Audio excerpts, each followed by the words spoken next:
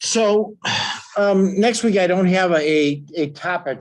So I thought what we would do next week is two things. One is I'd like to talk to you a little bit about how do we continue on? What would you like to, well, where would we like to go? I have a couple suggestions, but I'd also like to hear your input. So I'm going to prepare you by asking you to do your homework and start thinking about what would you like to do? The second thing I'd like to do is just be able to reflect over the last 8 weeks and say, what would you like to question? You know, what would you like to talk further about? What kind of questions were raised, or how does this fit, or even, you know, how I think even the relevance question, you know, over the last 8 weeks, you know, we've talked about Lutheranism, but does it still, you know, does it still have a relevance in today's community? Is I think worth asking that question. So sound okay? Yeah. So it'll be much more of a discussion. It's going to be much more reliant on you. So you have to do your homework. I'm not going to. I'm going to go watch the show my son's doing next Saturday. I'm going to see Stomp, which is I guess, you know, drummers using every kind of anything that they can to create a beat and a rhythm in Madison. Yeah. So my son is one of the, I think he's the, I don't know what his title is, but he's like the electrical director. So of the show. So are they going to have a Chicago run? No. They are going to go to Milwaukee, I think the first week or last weekend in April. And then I think they were or have been or are going to.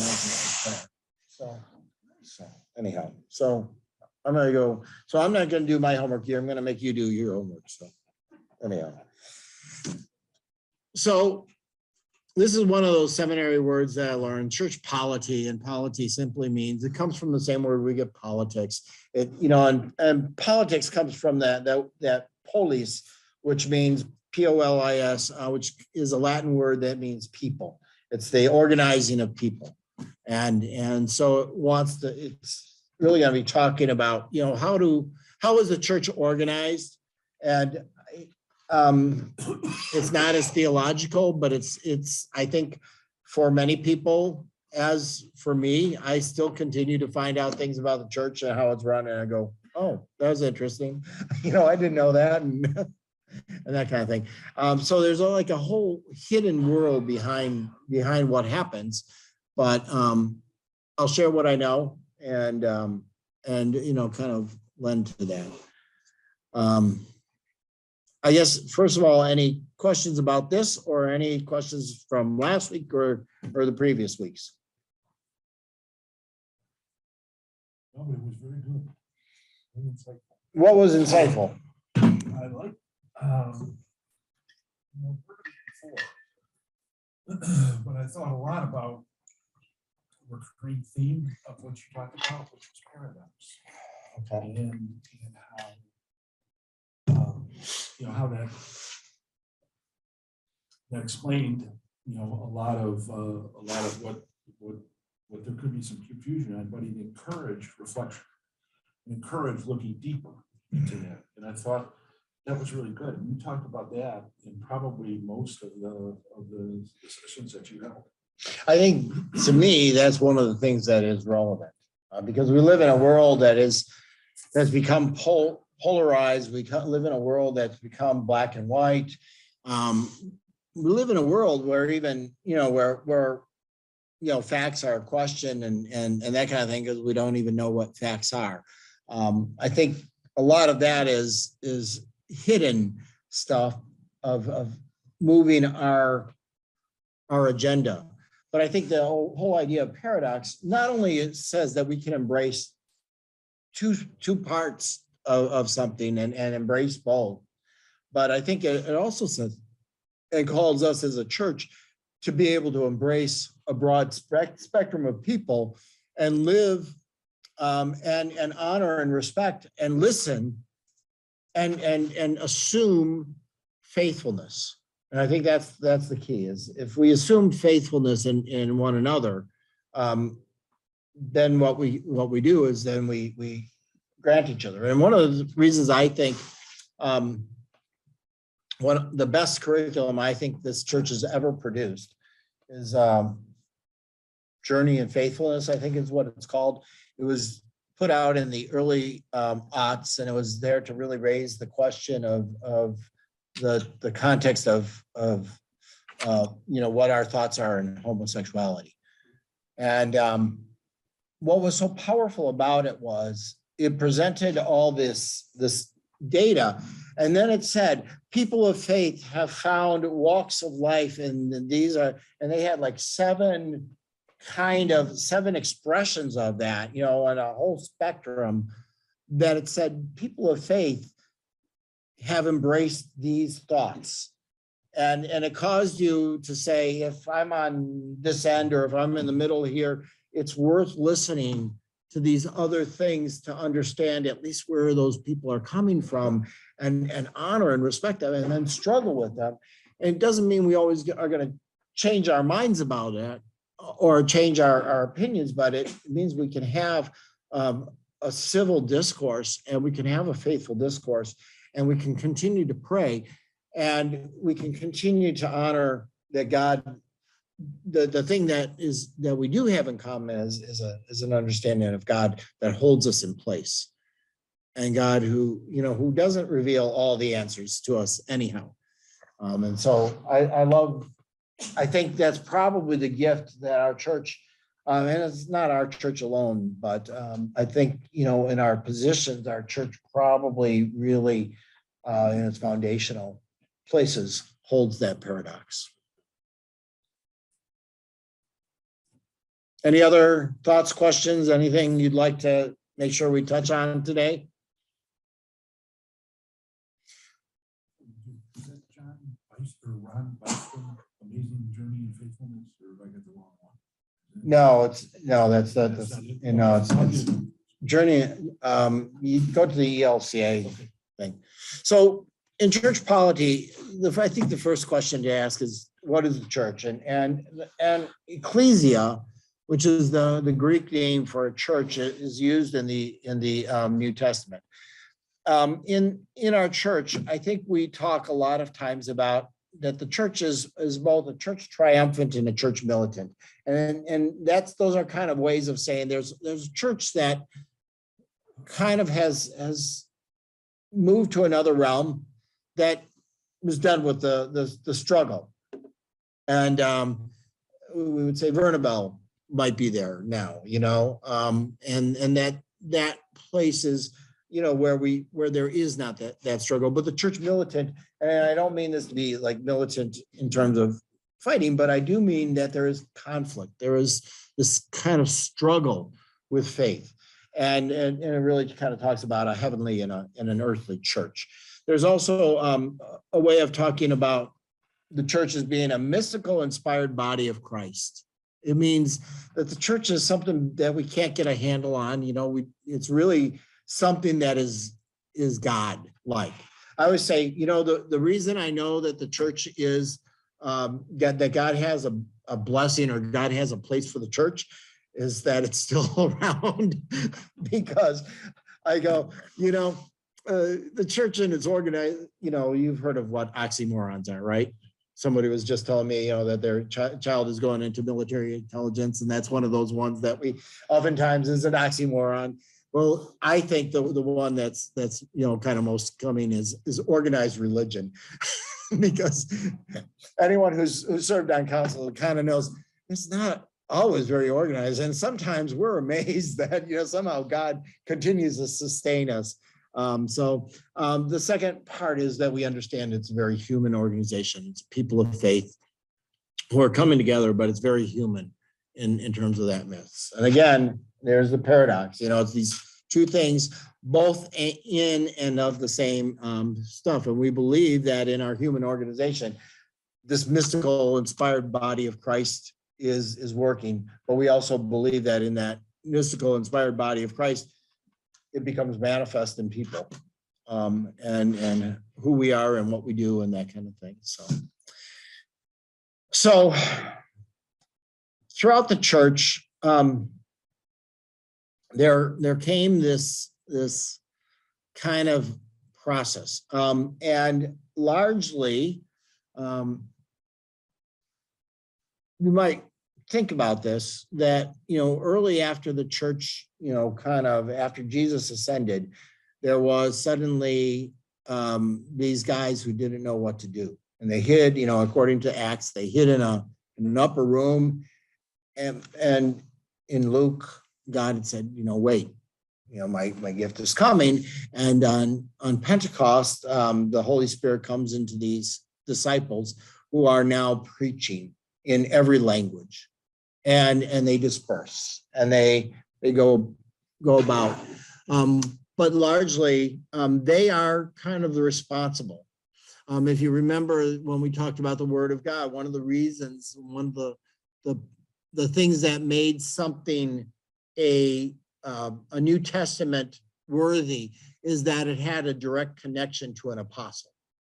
So, in other words, somebody who saw the resurrected Christ. So John obviously was thought to be John the disciple, right? And Matthew, probably the disciple Matthew. Mark was supposedly speaking and a disciple of Peter. And so, and Luke was a disciple of Paul. And so that's kind of how those gospels get in, and that's how part of how they, they had to have the right name attached to them. So there was a sense that, one would wait for these leaders. And you'll hear in Acts, there's a story about that the disciples feel and the apostles feel overwhelmed by needing to preach and teach, and there's not enough of them to go around to feed the widows and the orphans, and so they come up with another line of helpers, and they call them deacons.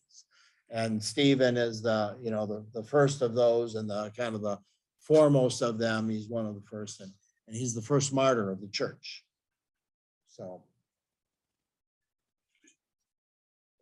So anyhow, by that model, it talked about priests or presbyters or some authority who had this kind of line of knowledge of Jesus that could be linked on. And I don't think I put this in, but as we talk about clergy, one of the things that the ELCA has kind of endorsed is that there's a historic apostolic succession. In other words, an apostle passed on the Spirit to another who in that line, and that all clergy are supposed to be passed along through that process. The Missouri Synod probably has kind of left that alone. I think it's kind of, I understand its significance, but and even though Martin Luther was excommunicated, there were those in Sweden who were able to kind of carry on that succession and that kind of thing. But anyhow, the two types of models as churches grew and suddenly became more difficult for those people to get to every time. And so there were models of how the church came about. In the Reformation time, basically there were two thoughts. One was, Luther had protested about the kind of abuse of the Pope and the hierarchy of the church. So this Episcopal model is more of a top-down, and you think about that, and the Catholic model probably seems the most consistent with this, where you have a Pope, and then you have a college of cardinals, and then you have, bishops, and there's monsignors in there somewhere that have, and vicars that have a little higher place, and they kind of come down, and whatever those hierarchies define, as long as they don't, contradict someone higher in their position, kind of tell how things are going to be. And so the priests oftentimes become the top-down model, and the pastor in the church becomes the top-down. At that time, when Luther did not really disagree with that. I mean, he disagreed with the Pope, but there was still that role that he had as kind of being the leader. And as I talked about the different, documents, there was some kind of like place of emptiness and being lost when he died. Who's going to take over and how is this going to be? And so we came up with the Book of Concord and that kind of thing. Congregational model basically says there is not necessarily a hierarchy. And so the Anabaptists, especially, who became Baptists, became very congregational in their nature. And some have clergy and some don't, and some associate. But basically, you might think of that as being more democratic and saying the people have the ultimate say, and they make the decisions, and then it kind of comes down. So congregational churches will hire their own pastors, and they don't have to follow denominational rules, although there are like association like the Evangelical Association or the Southern Baptist Association that kind of give us some kind of formula of being of like. Most churches kind of mix them in some ways. And so does the Lutheran Church. ELCA is considered a modified episcopacy. So it really does still stand with a kind of hierarchy in terms of we have a presiding bishop, we have bishops, we have pastors, but there's still, foundationally, and like for a social statement to get passed, it has to happen through assemblies. It has to happen through kind of a democratic process. Just like in our council can do so much, but if there's a certain amount of money that we do, it has to come to a congregational vote. The pastor call is a congregational vote. On the other hand, once the pastor is called, then they have some kind of autonomy. And so it's a mixed bag. So just to be able to think about it is that sometimes it's kind of a top-down model and sometimes it's a bottom-up model, if you might want to think about it that way.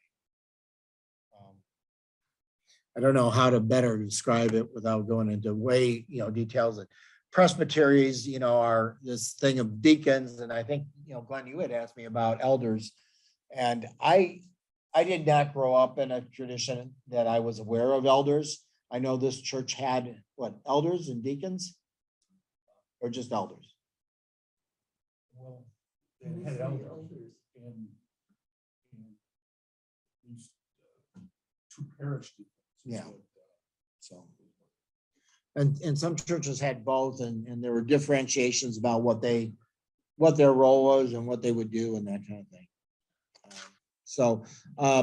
And it became another, kind of oftentimes it became the counsel to the pastor, became the guy, it gave guidance, not necessarily the same as the church council, because it became.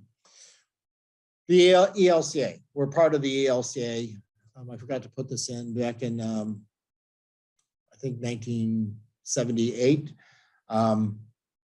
3 churches combined. They were combinations of other churches. So the American Lutheran Church, the Lutheran Church in America, and the Association of Evangelical Lutheran Churches combined to form this denomination. It presently, or as of, I think, 2017, has 3.3 million members, 8,900 worshiping communities. It's in all 50 states in the Caribbean, and it has 65 synods. I'll go into that a little bit. And 9 regions. And regions aren't. And this is those synods. This is the division. So you can see where has number 2 here, the Rocky Mountain Synod. That's pretty vast and broad. And because it's based on, usually on the number of congregations in it. We're in the Metropolitan Chicago Synod, which means we're in this little red corner up here. And land-wise, we're one of the smallest. St. Paul and Minneapolis are divided. They're two different synods. There's some small ones up here. The Metro New York Synod is rather small. So in terms of size. And then like Montana, Idaho, Oregon, Washington, and Alaska are all part of region number 1, which means it's an official, but it's not official. And it basically just says, they can utilize resources together. And they might have shared and common themes that they might, encounter. We're part of region 5.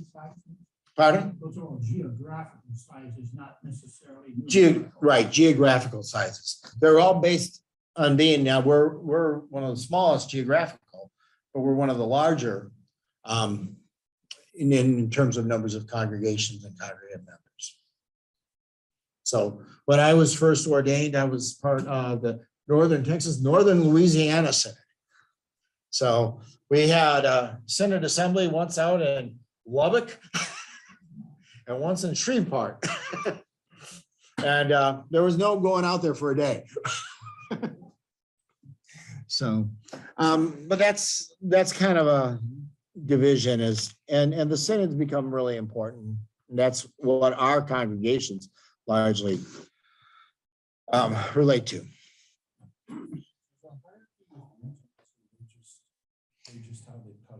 The regions are more resources, kind of they resource people in those areas to help do things in that area. And I, even that's changed a lot. So I'm not even sure that, I haven't heard a whole lot of, regions, because we're in a region with Iowa and Wisconsin, and there's not a whole lot that, we always have in common with, we might have a lot in common with Milwaukee. But Bishop Curry he's of a synod of the MCS ELCA. Yes, And that would be. that's part of the Synod in Iowa, even though we're the same region. the synod. You're right. So in Illinois, there's 3 synods. Going back here. In Illinois, there's the Metro Chicago Synod. There's a Northern Illinois Synod, and then you can see the Southern Illinois Synod. Is the lower 2/3 of the state. So there would be 69 60, bishops. 65 plus the presiding bishop. Okay. How many synods? 65. Oh, I thought it said 65 bishops. 65 bishop, 55 synods. I didn't realize there were that many. Yeah. I didn't know. What is the concept of the synod? To organize and be a resource for the churches they're in? A resource as well as a way of staffing, the churches and addressing congregational needs and having some similar kinds of concerns. So as I go into this, what the ELCA did in its founding is it said there are 3 expressions of the church. All are equal and all are equally valid, but they all kind of intersect. And so I found this picture and I thought it was really good. Congregations are one. So as we gather, as we assemble, we are an authentic expression of the church. Okay. Trinity Rolling Meadows is an expression of the church. But we're also part of the Metropolitan Chicago Synod, which is comprised of, I think, 131 worshiping communities. And we combine with them, and the synod is also, and so the synod will assemble annually, and they will conduct the work of the church. And then the church-wide ministries is also a valid expression of the church. So when any of those functions kind of come together and assemble, they are the expression of the church.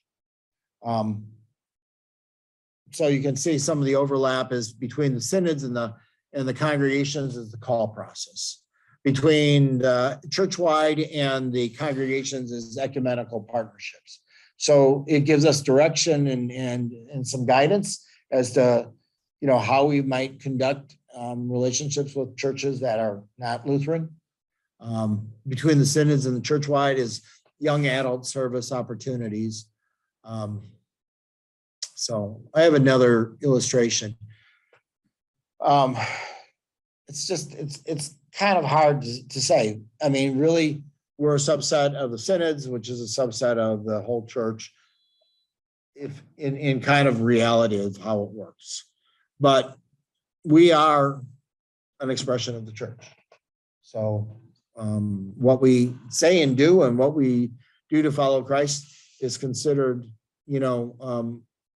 to be the church at work.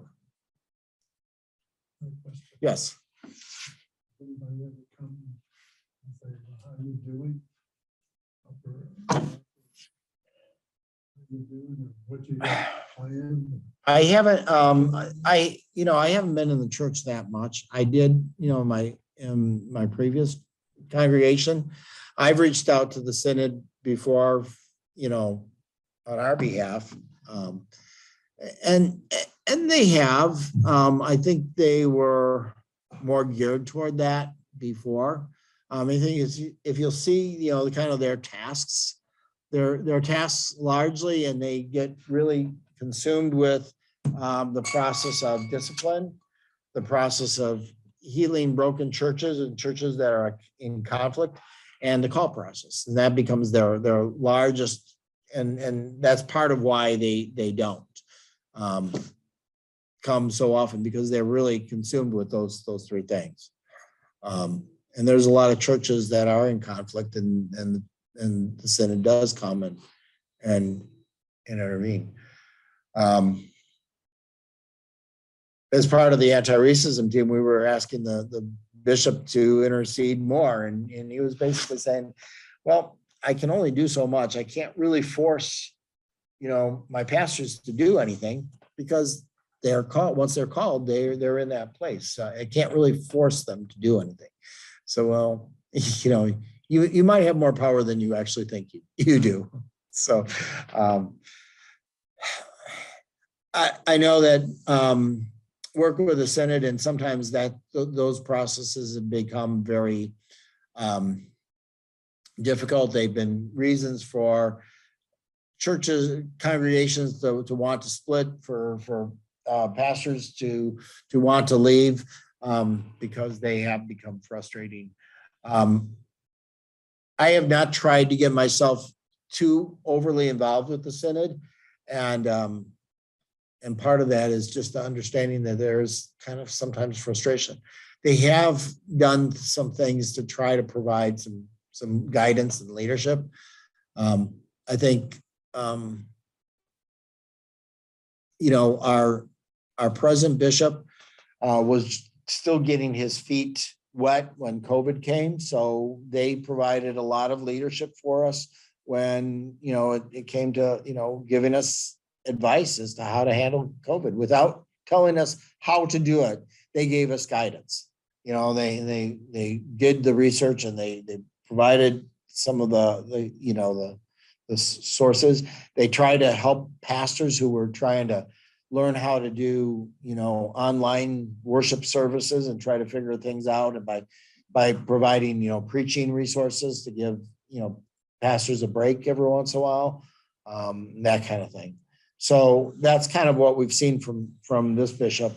He's got a very different method, and, it's kind of like when you go from one bishop to another bishop in a synod, it's like going from one pastor to another pastor. They're going to have strengths in some areas. They're going to have weaknesses in some areas, and they're oftentimes not in the area that the last one did, because we got the pastor because we want this. Our last pastor had this weakness. We wanted the pastor who had that strength in that area, and all of a sudden we realized, oh gosh, we hired the pastor who had the strength in that area, but they didn't have all those other strengths that I really liked in the previous pastor.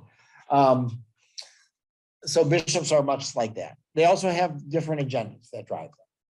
And they are kind of the middle person between the ELCA. So they sit on a college of bishops, and that's where I'm going to go. This is provided by the ELCA. So I'm starting kind of with the larger church. This is how our church polity is designed. You can see that on top is the church-wide assembly. That happens every 3 years. It used to happen every 2 years. There is a church council, an ELCA church council, that members from throughout the country sit on, who report to and who the bishop kind of reports to. And the bishop carries out their things. Underneath the bishops is the office of the presiding bishop, the treasurer, and the secretary. Relating to the office of the bishop and relating to the bishop and to the council is the Conference of Bishops. So that's a separate organization. It's kind of like you might think of the elders. You know, they don't have a direct role, they don't have a governance role, but they have kind of that role of providing counsel and guidance. And they also, report to both. And then here we have congregational synodical mission, global mission, mission advancement, which are kind of done here. So this is the office of the presiding bishop. There's administration, which has human resources and research and evaluation, but they also deal with the ecumenical and interreligious affairs. The Conference of Bishops, theological discernment and governance. I'm just going to go through this quick. Secretary deals with the general counsel in terms of making sure that what we do is legal, and you know what the ELCA does also carries down, because by virtue our tax exempt process actually comes from being part of the ELCA. We don't have to do a separate not-for-profit that like a congregational church would have to do. Our association comes with that. They're the ones who kind of say, get your paperwork in order. And then the treasurer has all these things. By the way, I know our church knows about the Mission Investment Fund, which is a way of funding new mission starts. And our church has funds that are invested in them. They actually come up with a better than your bank rate. But it's a way of kind of contributing to the ongoing work of the church. It's not insured. There is also just recently a credit union, an ELCA credit union. So if you want to do some of your banking, that's part of the way you can do that. Again, not insured. So if that's important to you, but even if it's kind of some funds of yours, you might want to think about that. Are these units of the individuals, different amount of individuals in the various units? Are these all ordained people? Are they people who that's their job, not a local congregation? They're staffed. This is the building that used to be almost the whole building on Higgins Road out by the airport, is where the ELCA headquarters is. That building, it used to be, it's cut down probably 3 pretty massive, cuts in it. So it's not nearly the whole building anymore. But yes, and this is, I think, the new reorganization. But yes, there's lay people and clergy who are in these places. They oftentimes have their own staff. That is their function in the ELCA besides their membership in a congregation. Right. So they can be called to a position in the ELCA. So one of the pastors at Our Savior's, she just took a role. I think it's in the mission field. It's in helping kind of do mission with with technology. And one of the reasons she wanted to do that is she could work out of her home by her family, which she was realizing she was missing. They were in Texas. She was up in Illinois, and it provided her a nice opportunity to grow and still be doing stuff. You can see here we have, a director, synodical directors for evangelical missions. So I think every synod is supposed to have someone appointed as a director for evangelical mission, which means they are working with our new churches that are starting up, trying to get started. Ethnic and specific multicultural ministries. So that means we have people who are working specifically in that field. Poverty and justice ministries. So they're creating resources. They're creating, they're consulting with congregations. They're consulting with synods. They're doing a variety of roles. Oftentimes, if we wanted to, we might be able to connect with them. But, getting their attention. A lot of times you'll see people from these roles coming to speak at synod assemblies. So anyhow, of course, everybody has their organizational charts. This is the global mission, the executive director, and again, everything from finance and administration to diakonia. So had to get that one in. And then mission advancement, which includes, of course, marketing and public relations, foundation, the ELCA Foundation, mission funding, things like that, constituent support. So this is a page from the Synod website.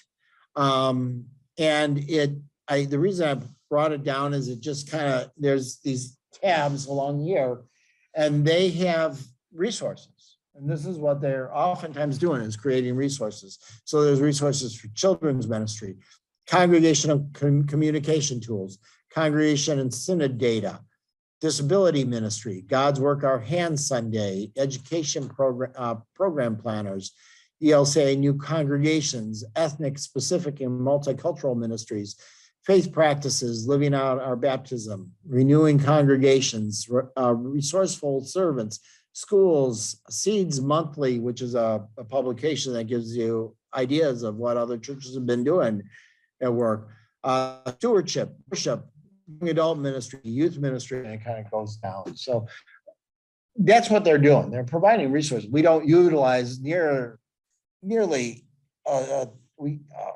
small fraction of what the resources they have out there.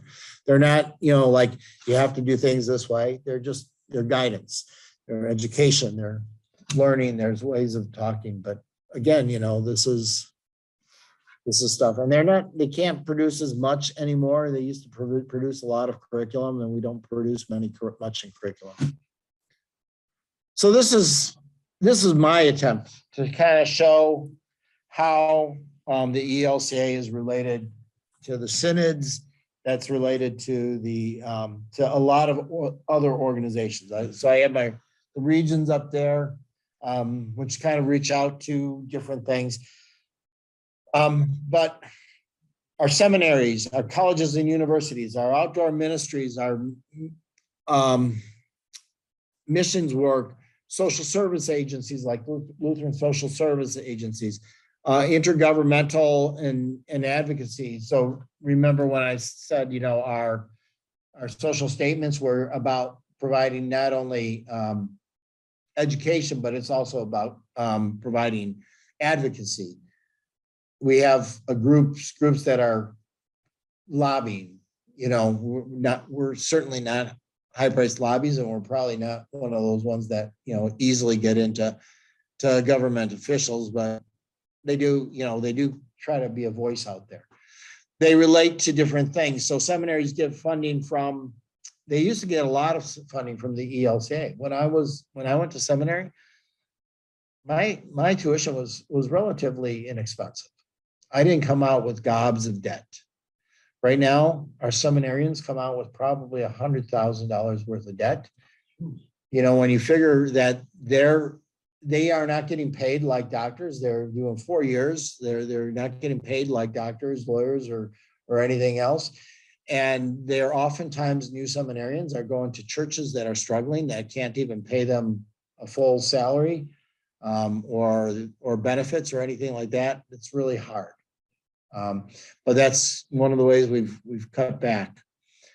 Colleges and universities are separate institutions. Basically, we've kind of cut a lot of them loose and said, you got the amount of funding, even though the churches kind of set them up originally, and largely sometimes it was congregations that set them up. Sometimes it was a combination of congregations, and sometimes it was the larger church. But it set them up, and now they've kind of said, figure it out yourself. Do your own funding. And so, every college and university has their own, let's talk to our alum and see what they, and so there's the hard part about this is there's always this competition for funding. Even the ELCA has, I heard some feedback on this, but the ELCA had kind of called and asked for some funding itself directly from congregational members. And the synods were really, that had bypassed the synods,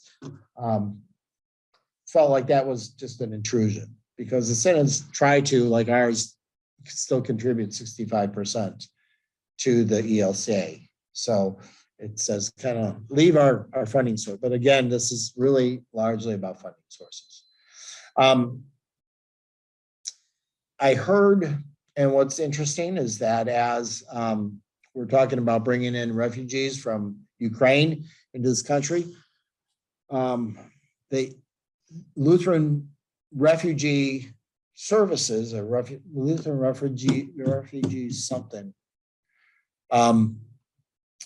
is still alive, and is probably one of the leaders in terms of helping settle refugees and bringing people in who are being naturalized. I think it's formidable. As I've continued to say, our world hunger funds, our disaster relief, they don't do everything themselves, but they have those networks, and they are funded by our regular offerings, so that when you make a special donation for our Eastern European, it goes all there. There's no overhead. You're not paying, 90% or 95% even, which is pretty good, isn't going. It's 100% is going for those services. Why? Because your regular offerings continue to pay for those groups to maintain their connections. Now, does that mean Lutheran disaster relief is there? Not necessarily. It means they've connected and they know who their connections are.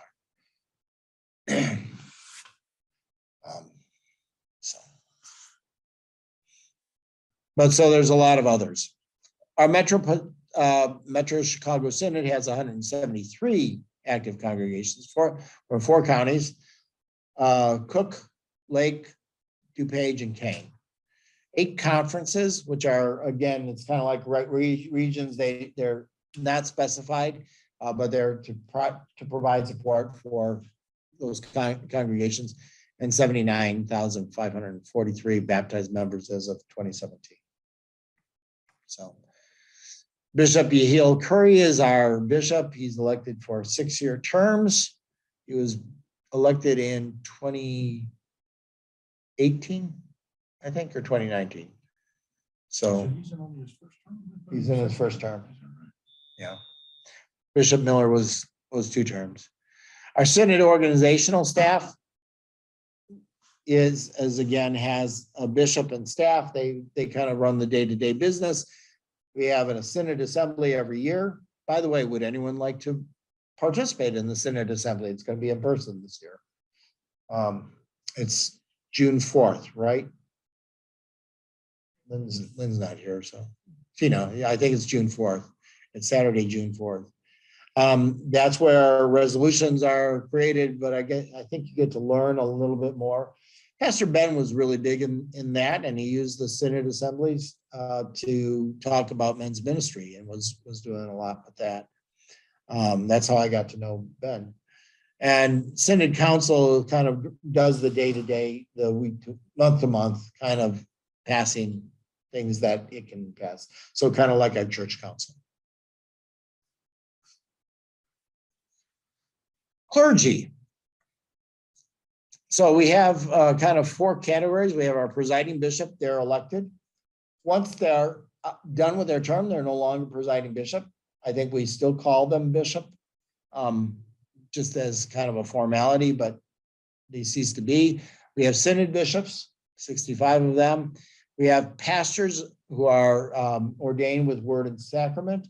Again, being a pastor in the ELCA is kind of a functional thing. You have to have a call. You can only be on leave from call for 3 years. That can be extended another 3 years. But if you're 6 years without a call, you lose your place on the roster. You have to kind of go through a process to get re-rostered. My call comes through the synod. The synod has called me to be a chaplain. And then you have deacons, and this was a new form that just got started.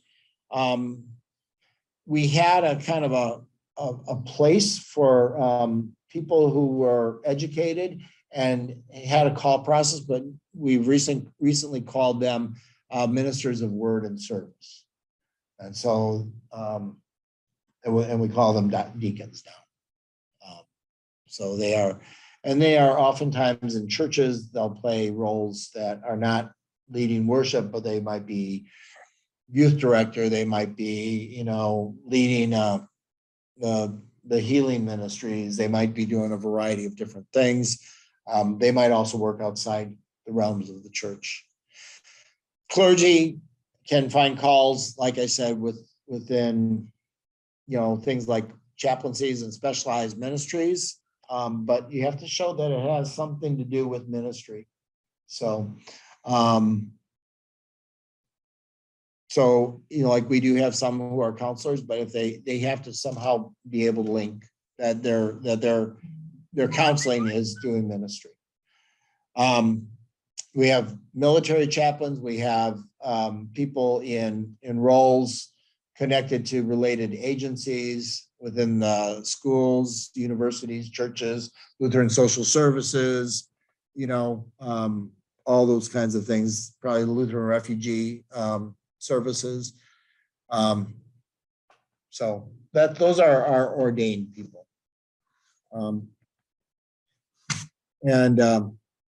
I like to show this. This is the idea, the notion of the call process is that it's kind of, again, a tripod. It's got these 3 legs to stand on. The synod is supposed to provide us names and supposed to provide each congregation somebody they think will fit. That's why a congregation, when they're looking for a pastor, fills out this long process. And then the synod is supposed to say, I think this is a good fit. I don't think it works as well as it's envisioned, but it should. The pastor is also connected. They fill out an equal size questionnaire that talks about their processes. And the synod's job is to say, I think these 2 will match.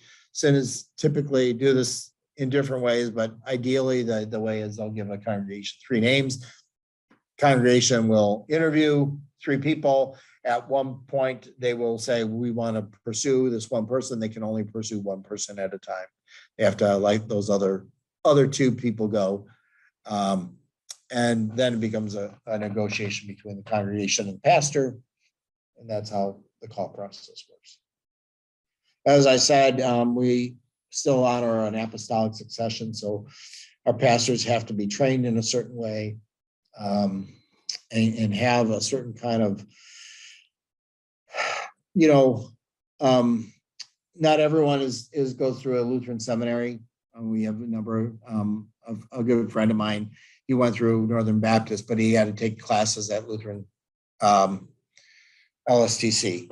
And then and then there's call, basically a group in the Synod that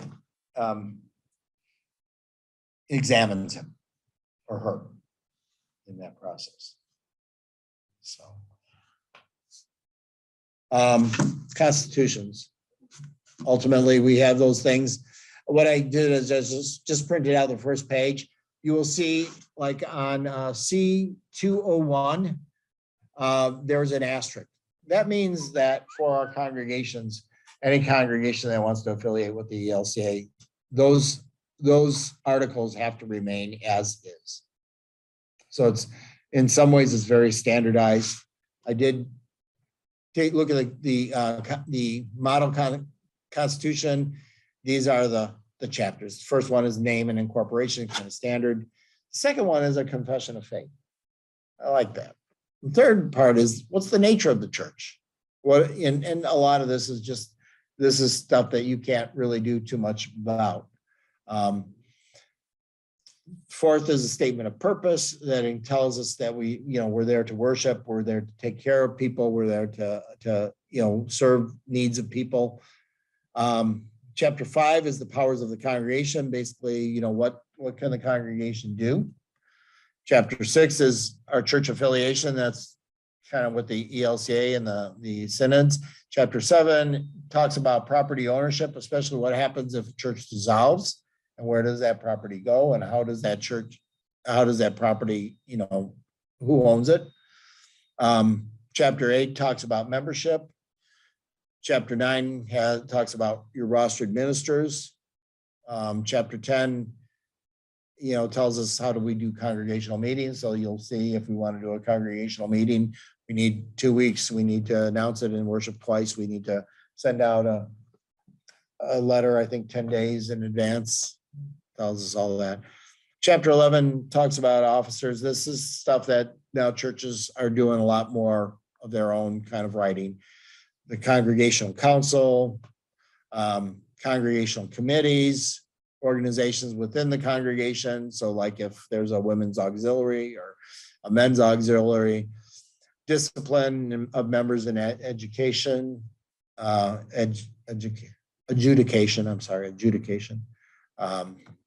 I've seen that used once. Amendments, how do you change the Constitution? Bylaws, what are the things that, are not constitutional, but describe how you're going to run things. A lot of times that's where your officers are. That's how your council is set up. Continuing resolutions. What's the continuing resolution you were telling us about? It was the funds. Dan? Right, the funds that we have from the sale of, we had 10% of the funds from the sale of the parsonage, 10% of the funds from the sale of the land of the Kimball Church condos on, contributing to our account. Council give a continuing resolution, the interest from those funds going to the ELCA every quarter. So it continues to fund. So that's a continuing resolution. And basically, it's a lot harder to change kind of your mind about what you're going to do with that. Indemnification, parish authorization. So your eyes are glazed just like mine usually do with this stuff. It's not the most exciting stuff, and then until you need it, and then it's important that you have it. So we at Christ Lutheran, when I was there, we redid the Constitution, but we also redid it so we could reorganize our council, because we weren't having ongoing committees, and those committees were usually one person. They weren't really committees. And so, we had, I think, 13 committees. We divided the church into an organization, and we said, what we're going to do is we're going to say, we had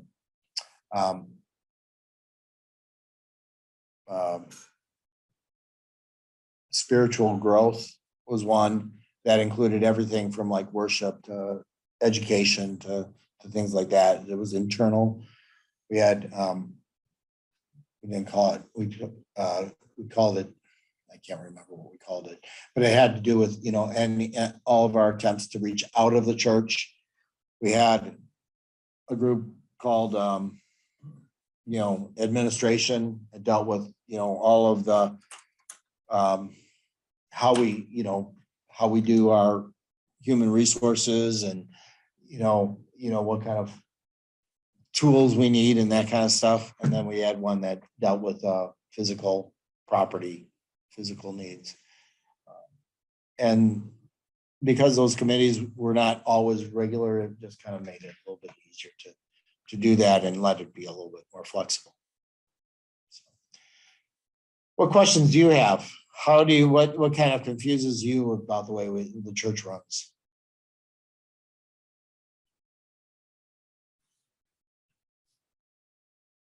Or who can become a pastor, or why we follow this kind of rules, or so it was really interesting. One of the things I did is I looked at the Constitution and said, I signed a contract with the church to become pastor of the congregation. I did not follow a call process. I'm not called to this congregation. Our Constitution talks about called pastors. It also talks about interim pastors. And it talks about pulpit supply, but it didn't have any kind of role for me. So, that's where I called the Synod and I said, so what is my role? Do I have, am I allowed to go to the Synod assembly? Am I allowed to speak on behalf of the congregation? What's my role in this? Because constitutionally, there's no place. And so they said, your role really fits as an interim pastor. Your kind of an assignment, your kind of a contract with it is what we can authorize us to be an interim pastor's authority. So, And how does that differ from a called pastor? You can get rid of me a lot easier. Well, you can get rid of yourself. see that? I can get rid of myself, ultimately, a congregation does have that kind of, they have the authority to kind of say, well, we're not going to pay you, pastor, but that doesn't really give them the right to, there's a whole process for getting rid of a pastor. If that pastor said, I don't need your money and I'm your pastor and I'm going to stay here, they could contest that and it could cause all kinds of, controversy with the church, even if they weren't paying. Now, most will say, okay, you're not going to pay me. I guess I'm not going to work for you anymore. But, as I said, that oftentimes this gets into the power plays, and that kind of stuff. And it tries to address how does that happen. Oftentimes that's where the Synod comes in, when those power plays are being made and moved and comes to try to consult, comes to try to bring some reconciliation, comes to try to find and create some kind of path of mediation to help both the pastor and the congregation move on in a positive source, so it doesn't cause harm either way long term. Are you considered full-time as a hospice chaplain? Yes. And when I take a look at my work, it's much more than full-time. It's more, if 40 hours is full-time. So. Are you basically on call or do you have set visits or? I have to abide by Medicare guidelines and the guidelines for the authorities that manage and authorize. So Department of who else does our audits? So Medicare kind of describes how hospices get funded. Obviously, insurances do too, but they basically follow the Medicare guidelines. We get a person come in every 3 years to kind of look at our books and make sure we're doing things. And, they will tag us if we're not doing things. They can fine us. They can demand funds back if we haven't done things right. So basically, every 2 weeks, part of my process is every 2 weeks, I look at my caseload and I say, this person needs prayer and spiritual needs, and I need to go see them every 2 weeks. And I'm going to go see them once or twice in this next period. And if I don't see them, then I failed, and that's a check mark. If I see them too much, if I see them 3 times, that's a check mark. And there's a process for doing that if their needs increase and that kind of stuff. If this person is talking and I'm dealing with anticipatory grief, or another one I talk about is spiritual support or things like that. I kind of do that, but it's actually, I tell how much I think I'm going to see that person, but it's really supposed to be go through the nurse case manager, who then gets that all signed by the doctor, who then signs it. So it becomes a medical order. So basically, if a physician says, you need this, and this is what we're going to provide for you, and I've got to do it because that's what the doctor said. So, Are you basically working out of your house?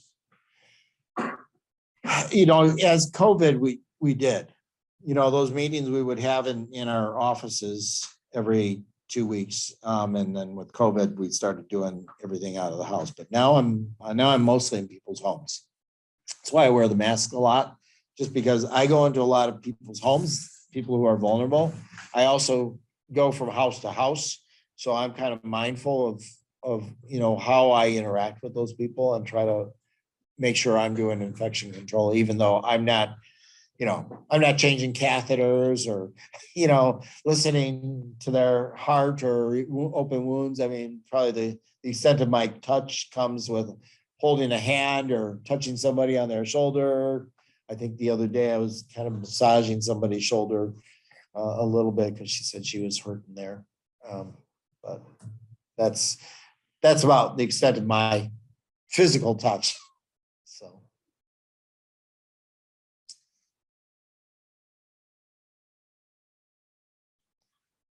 So the big thing is, like, when there's conflict starting, that's when you have to read those things. And every year when the Senate Assembly changes the Constitution, it oftentimes affects ours. So, pretty much regularly we should be kind of going through and there's recommendations like these changes have been made either in the Senate. I want to say in 2017. Yeah, I think it's not been that long, so you did a good job. Before that, but you're right, they come every year or so, but it wasn't like it was where it was way out of date. Right. Pastor, doesn't your son do basically what you do, but he's still an MD? Well, he's a palliative physician. He's an MD. Kind of the same field, but the way he describes it, he's more of a consult service. And so I'm with hospice, not with palliative care. Now, hospice provides palliative care, but hospice also requires that there be nursing, social work, and spiritual counsel available. The only place that Medicare requires spiritual care. So, but my son is more, he does a clinic. And so basically, if somebody's going through like chemo or something like that, and they're having like pain, or they're having some symptoms that come, and probably as a result of the chemo, he'll join the oncology team and he'll talk about how do we do this differently, or how do we provide some kind of relief so that they can kind of continue to this treatment. Maybe we choose a different treatment that that can be done so that we can kind of address their pain needs so that they can continue to go through the treatment and stuff. But a lot of times, people with palliative care also have life-limiting illness that may eventually lead them toward hospice. But not everyone on palliative care does. I thought you meant the one who's doing the stomp show. So, anything else? Remember, so I'm sorry, I know this is kind of like the first one. It was like a lot of it, too much information and just, but it's important to know how your churches work, and a lot of people, it's really a big mystery. How did that happen and how did they get there? And it's always a good question, because how churches work, really, they're the ones that cause oftentimes the biggest problems within the church. So if Trinity were to make some major changes, you would have resources with ELCA, or we'd have to get their approval and. Yeah, one of the ones that, I think the parish authorization, what that is a new section that's really geared because more and more churches are sharing pastors. So it kind of describes how pastors are shared, between two congregations or multiple congregations. Essentially, all three congregations don't share on the call. One of those congregations makes the call, and then essentially the pastor works in coordination. So it just kind of attempts to kind of get around that because it's not three calls, it's one call. And those other churches, I think they either pay the congregation who pays the pastor. So it's kind of like a contractual arrangement that way. But that's one of the ways, and another thing that we're seeing more of is, especially out in rural areas, where there may not be, a Lutheran or an Episcopal or a Presbyterian pastor present, where one pastor may serve three different kinds of churches. They're the priest for the Episcopal church, and they're the minister for the Presbyterian church, and then the pastor for the Lutheran church. So. Do you know what happened to the article that we had Thursday? It's a newspaper article on the firehouse. Do you know what happened? No, I don't know what happened to it. Yeah, did you get a chance to look into what the information I gave you?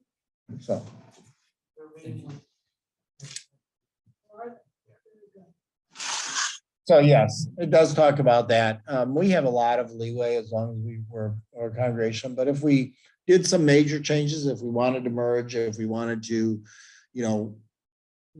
to share a pastor or something like that, if we wanted to, there's provisions in our constitution for us to be able to sell property, but if we were to dissolve, how that property is, who it belongs to and what the congregation can do. If we didn't dissolve, but we wanted to leave the ELCA, it's a different process, that kind of stuff. So. You probably had some of that. I mean, we learned a lot about that when the churches left the Missouri Synod.